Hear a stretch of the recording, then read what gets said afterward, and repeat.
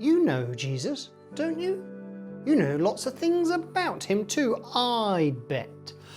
Stories of the things he did and the things he said. Perhaps even stories and names of the people he met.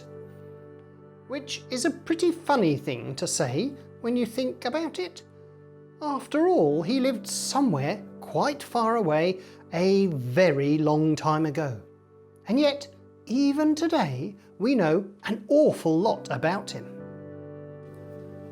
Now think, if we know him, now, all those years and all those miles later, just imagine how well known he must have been when he was actually walking around, talking to people and performing all his miracles. Think of the most famous person you know. Now, times it by 100. That's what Jesus was like. Everywhere he went, followed by crowds and crowds of people, Jesus was a very big deal. Jesus was a pretty big deal. And the last place that he wanted to go on his long journey from villages to towns, up mountains and over huge lakes was Jerusalem, the capital city, the big smoke, a very, very important place. So, you have a pretty important, very popular guy heading to the most special place in the whole country. You'd imagine he'd get a pretty special welcome, wouldn't you? Well, you're not wrong. When Jesus at last made his way into Jerusalem, an awful lot of people were very happy and very excited to see him.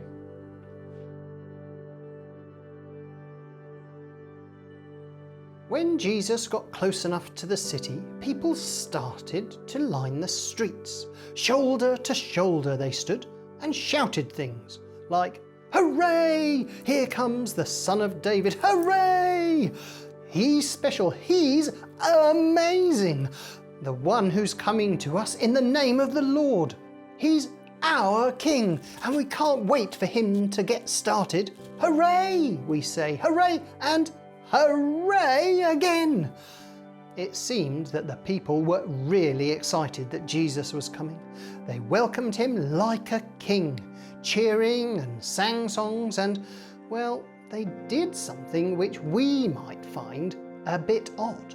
They chopped the branches off the trees and made special paths for Jesus. Some people even took off their coats and laid them on the ground. It was a bit like they were trying to make their own red carpet for this megastar to arrive. Everyone, from the youngest to the oldest, were thrilled to have this man come to their city. Well, actually, not everyone. Why is it that there's always one or two party poopers at any celebration?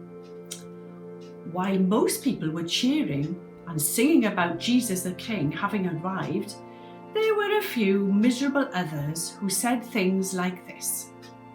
"I wouldn't have done it like that," they said.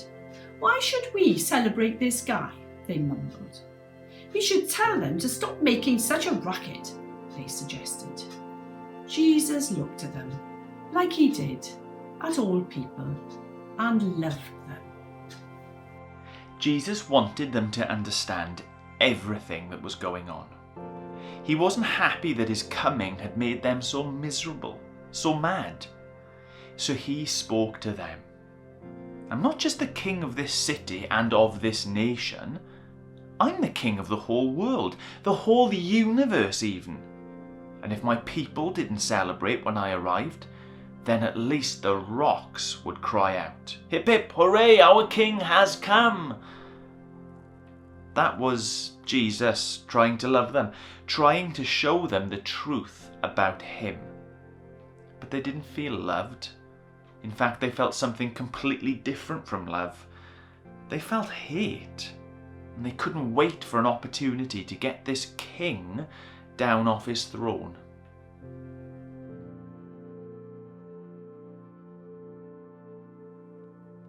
That all took place on a Sunday, and for the rest of the week, those party poopers tried their best to get Jesus into trouble. They asked him difficult questions. They said and did things to try and make him lose his temper, but nothing would work. Jesus knew what they were up to, and he knew how to answer all questions. And anyway, he didn't come to sit on a throne in a palace. He'd actually come for something quite different. You see, Jesus isn't like other kings. Other kings sit in the biggest seat and take from the people beneath them. Jesus sat at his people's feet and washed them. Other kings have armies to go out to do battle and fight for them. Jesus said he hadn't come to fight, but to die. Less than a week later, on roads very like the ones that people had gathered on to cheer Jesus and lay their coats before him, Jesus had to walk out of the city. Less than a week later, those party poopers had gotten their way, and Jesus had been arrested and sentenced to death. Less than a week later, the king wasn't sitting on a throne, but hanging on a cross.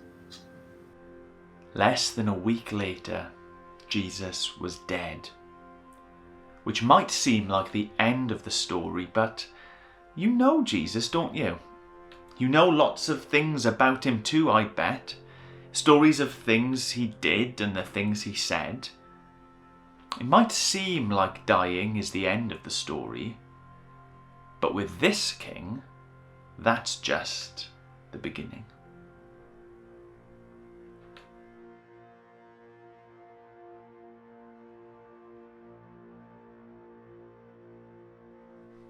Well guys, thank you so much for joining us this morning, even though it's part of your Easter holidays. Speaking of Easter, I wanted to let you know of something special that's happening next weekend. On Saturday, we as a church are hosting a special Easter treasure hunt in town. It's going to take place on Saturday between 2 and 4 p.m. There's going to be a clue going out on Facebook beforehand about where the treasure hunt starts. You'll need to bring a pen and a paper to help you make notes as you go around town, finding the clues, figuring out the code word, and then arriving at the final destination. And if you have the code word that you've got from following all the clues, then you will get an Easter goodie bag. Goodie bag, Easter surprise pack, I don't know. Whatever it is, it's going to be wonderful. So that's next Saturday, 2 p.m. till 4 p.m. Everyone's invited. Have a nice holidays. Bye-bye. Bye-bye.